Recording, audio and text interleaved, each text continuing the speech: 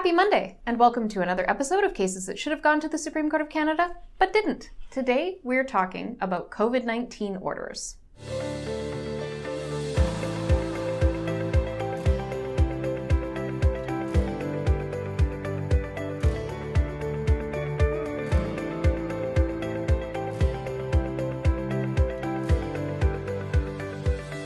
Cases that should have gone to the Supreme Court of Canada, but didn't. Stanislav Brica challenged a number of the COVID-19 regulations that were in place in Quebec, arguing that the provincial government didn't have the authority to make public health orders related to the pandemic, and that he should not have to follow those orders. His appeal was unsuccessful. He appealed to the Quebec Court of Appeal, who also dismissed his appeal, and he sought leave to the Supreme Court of Canada, which dismissed his case. This case obviously raises very important issues that do have national importance, but the question arises, why do they have national importance at this point, now that most of the restrictions in Canada have been lifted completely?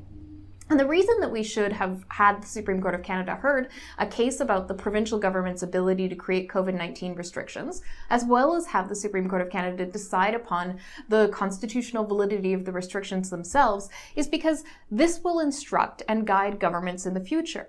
As we saw from all of the controversy surrounding COVID-19 and the restrictions and orders that the government put in place, these were incredibly controversial. And yet we had no precedent in Canada for the use of orders as restrictive and as significant as these to deal with something as significant as the pandemic.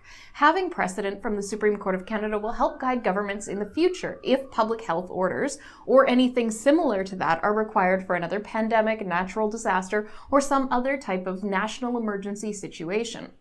This is an opportunity for the Supreme Court of Canada to shape the law of the future, to try and avoid a lot of the chaos and uncertainty and protests and violence and violations that happened during the COVID-19 order phase that we all went through over the last couple of years. And unfortunately, the Supreme Court of Canada, I don't think, appreciated the forward-thinking application that a case like this could have, even though the individual challenge is somewhat moot at this point. Hopefully it won't take another pandemic or a natural disaster or some other type of national emergency for the government to have the case considered by the Supreme Court of Canada as to the extent of provincial and federal government's abilities to craft orders in these types of situations. Cases that should have gone to the Supreme Court of Canada, but didn't. Thank you for tuning in to another episode of Cases That Should Have Gone to the Supreme Court of Canada But Didn't. I'm Kyla Lee at Acumen Law. Thank you to Brazen Bull Creative for putting together these videos. Please like, subscribe, and share with your friends.